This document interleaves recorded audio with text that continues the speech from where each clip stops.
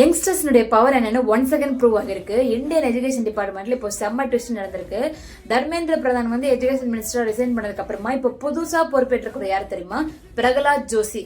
சரி, யார் இந்த பிரகலாத் ஜோஷி? ஏன் இவர் திடீர்னு இந்த சீட்ல உட்கார வச்சிருக்காங்க? இப்போ ஸ்டூடெண்ட்ஸ்க்கு என்னென்ன மாற்றங்கள்லாம் வரப்போகுது? நம்ம இவ்வளவு நாளா நினைச்ச அந்த எஜுகேஷன்ல நல்ல நல்ல சேஞ்சஸ் எல்லாம் கண்டிப்பா வருமா அப்படின்ற இந்த வீடியோல பார்க்கலாம்.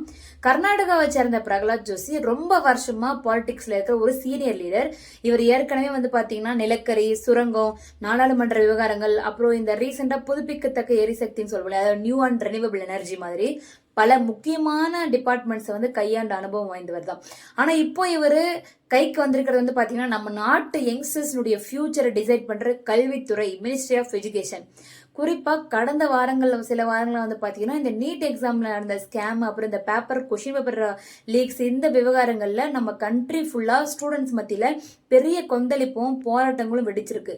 இந்த சூழல்ல தான் தார்மீக பொறுப்பேற்ற தர்மேந்திர பிரதான் விலக அந்த பதவியை இப்போது பிரகலாத் ஜோஷிக்கு ஓவர்டேக் பண்ணியிருக்காரு. சரி, வந்த உடனே இவர் என்னென்ன சேஞ்சஸ் எல்லாம் கொண்டு வர போறாரு, என்னென்ன ரீஃபார்ம்ஸ் கொண்டு வர போறாருன்னு பார்க்கலாமா? ஃபர்ஸ்ட் வந்து பாத்தீங்கன்னா ஸ்டூடெண்ட்ஸ் மத்தியில இவ்வளோ பெரிய குழப்பங்களை காரணமா இருந்த நேஷனல் டெஸ்டிங் ஏஜென்சி, அதாவது என்டிஏவை முழுமையா மாற்றியமைப்பதற்கான வேலைகள் தீவிரமா நடந்துட்டு இருக்காமா.